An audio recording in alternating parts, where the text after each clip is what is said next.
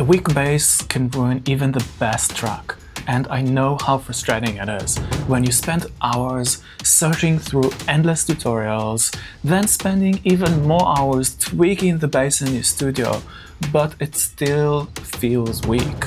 This is the exact problem Alex, one of the producers in my program, had. He recently sent me this track for feedback. The main issue was with the bass. It just didn't have the power and clarity it needed.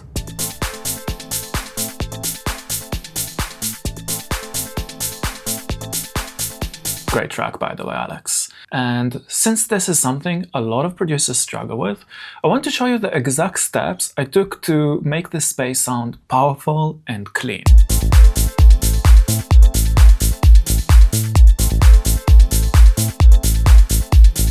And this will work in almost any electronic music genre.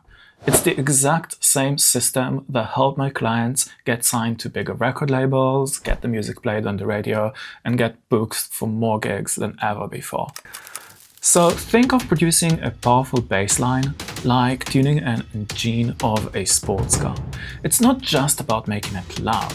It's about getting every part of that engine to work in sync, as that's what's going to make the car go fast and sound amazing. So same with your bass. When the groove, the saturation, the EQ, and all the other parts all work in harmony, it will make people dance. And by the way, I put this system into a PDF, which you can download for free below this video, so you never get stuck producing bass again. So step number 1. This could be the reason why your bass line doesn't sound right. A lot of my clients used to overcomplicate things with several envelopes and several filters and complex routing.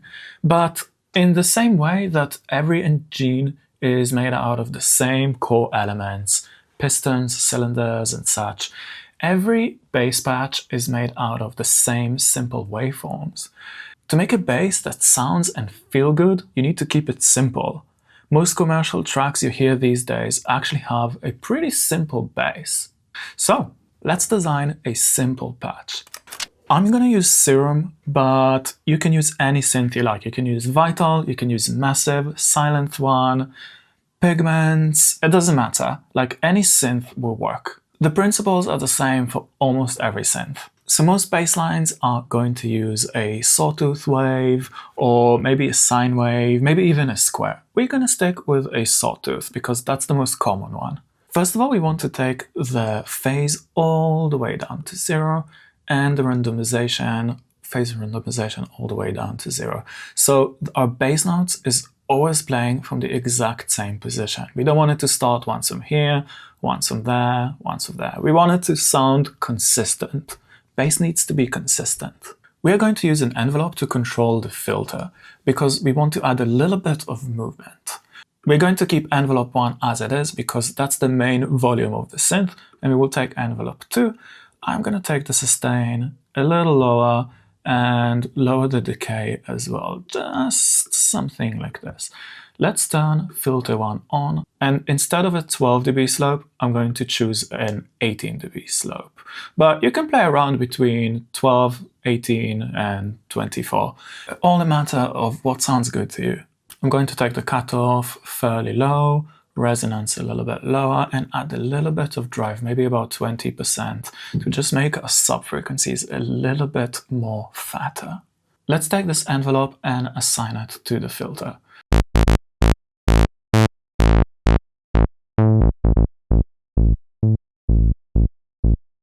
I like to keep my bass a little bit dark. It doesn't have to be too bright, and we're going to fine-tune this envelope a little bit later. Step 2. Now let's add the kick. So now that we added the kick, we have a little bit of a problem. Some of the notes are overlapping with the kick, and that can cause phase cancellation. Phase cancellation is when you have two bass elements which are overlapping each other, but they're not aligned perfectly together. The best way to understand what phase cancellation is if you take two sine waves and add them together.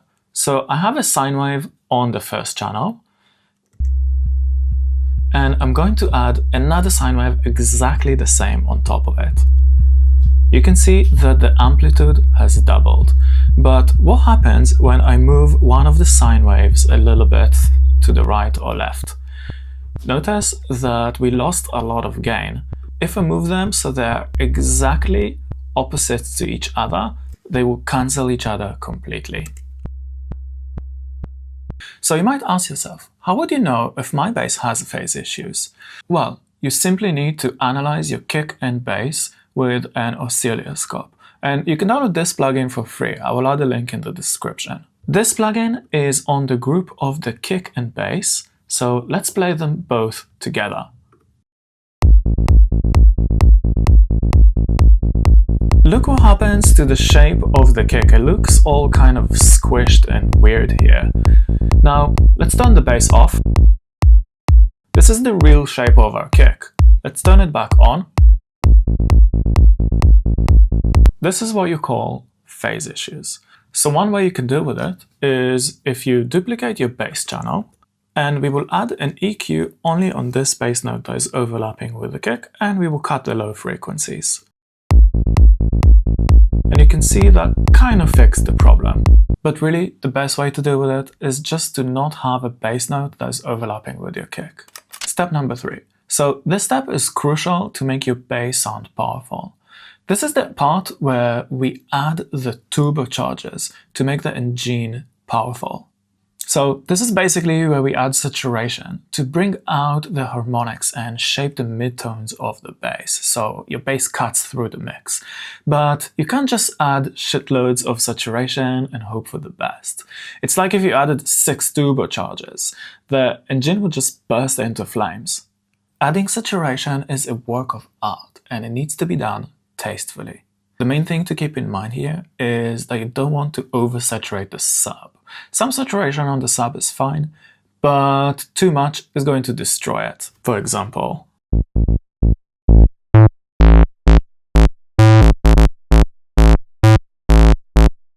so we are going to use raw because it has a multi-band mode which will allow us to keep the sub frequencies untouched and only saturate the midtones. So we're not going to touch the lows, and we're going to go to the mid, and let's start adding a little bit of saturation.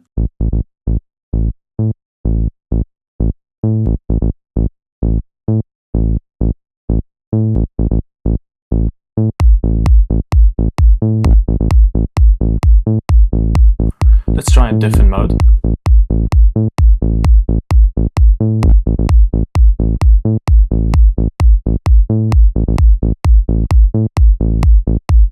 Before and after. Now we need to play with the position of the crossover between the low and the mid, which is basically here.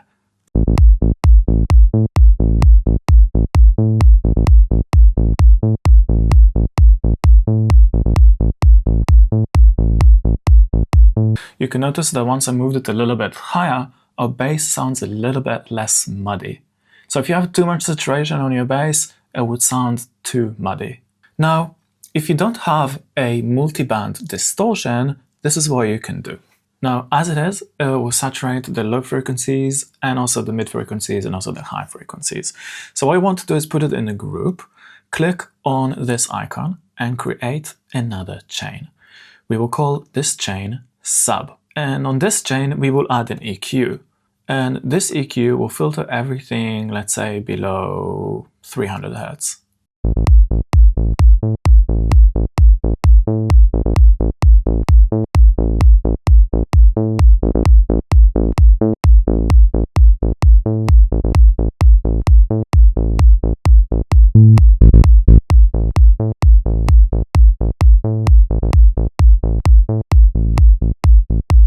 Before and after.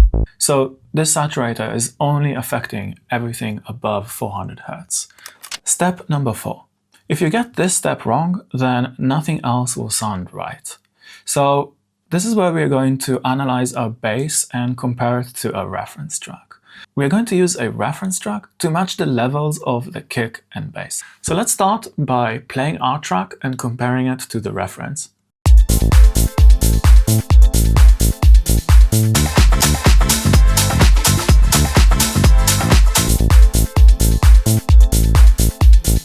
So first of all, we can see that in the low frequencies, our track is too loud compared with the reference. So we can just solo the low frequencies like that and click here.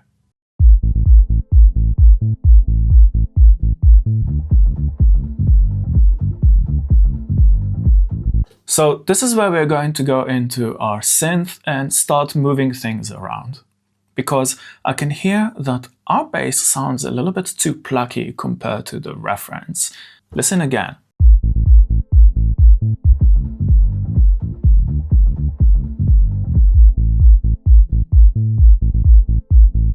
So I'm going to keep switching between the reference track and my track and moving the envelope until it sounds right.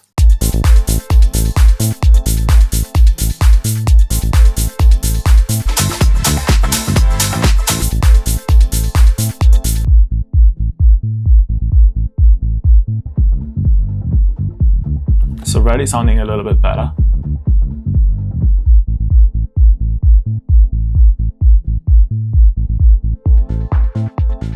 Let's listen to the mids.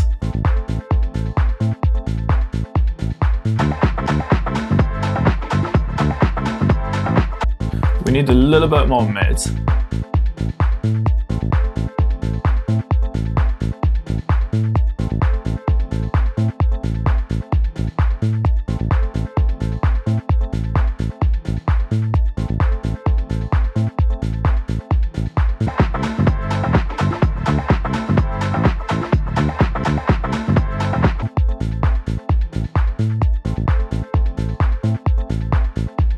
A little bit more saturation. A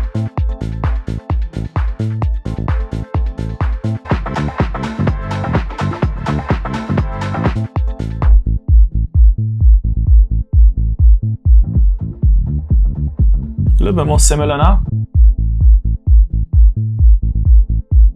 Maybe a little bit more attack. Doesn't have to be so plucky.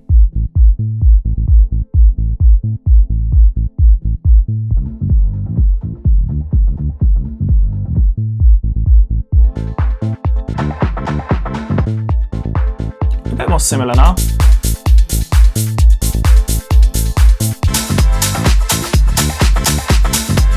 Okay, this is sounding a little bit better now, just by moving a little bit of the envelopes and comparing it with our reference track. But our track is still a little bit louder than the reference, and that leads me to step number 5. This is the cleanup stage. Here we will be getting rid of the frequencies that make your mix muddy, usually around 200 to 300 Hz. I also wrote that in the free PDF that you can download below in the description for free. But we also need to make sure that we're not overdoing it with cutting those frequencies, because otherwise your bass will sound too thin. On the other hand, having too much low frequencies will eat up into your headroom, which means that you just can't get your mix to sound as loud as possible. So I've added an EQ onto our bass, and I want to start by just cutting some of the low frequencies.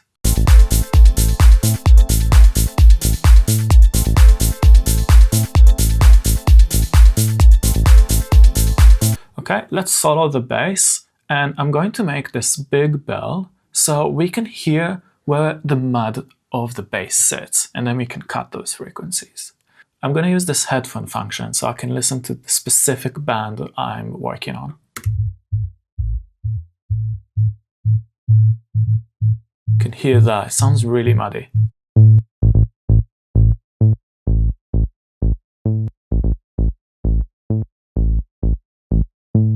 Let's do another one.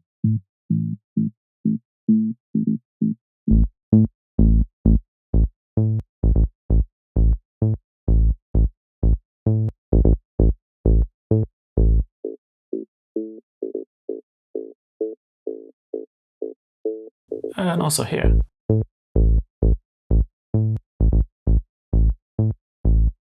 Before, after. These 3 little EQ cuts actually make quite a big difference when you're going to play this on a big sound system. So step number 6. A lot of producers tend to forget this, but most people won't be listening to your music on professional studio speakers. Most people are going to listen to your music on their phone, laptop, Bluetooth speakers like Alexa, or if you're lucky enough to be DJ, then in the club. And most of these systems are mono systems. So you need to make sure your sub-frequencies are in mono.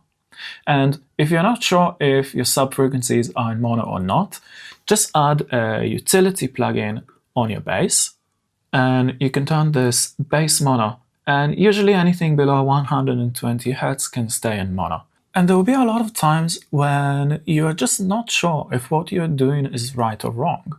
And that uncertainty is holding you back from creating music you're proud of. And this is exactly why I designed my program start to finish, so you know exactly what to focus on at every stage of the production process. So if you want to learn a simple system to finish release-ready tracks in just 14 days, then check the link below this video. And if I'm honest, most of the producers have finished the first track in just 1 week. So, step number 7. This step is overlooked. But if you want your bass to be loud and powerful, you need to make sure that nothing else in your track is interfering with your sub. If you have unnecessary low frequencies in your mix, then it will eat into your headroom, and as we mentioned before, you won't be able to push your track and make it as loud as possible.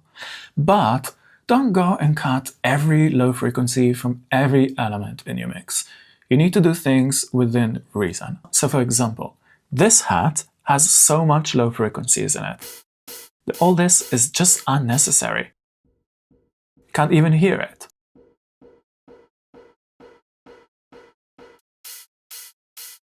So we're just cutting it. Look how much low frequencies this sound have, so let's make a cut.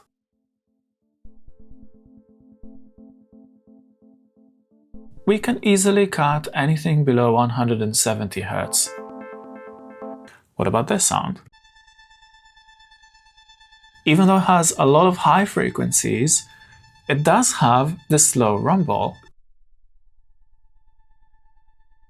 We can cut this sound below 550 Hz, and it still sounds exactly the same. Before and after. Now, even if you followed along with every step in this video, your bass can still be ruined if you have the wrong kick drum. Just listen to this example.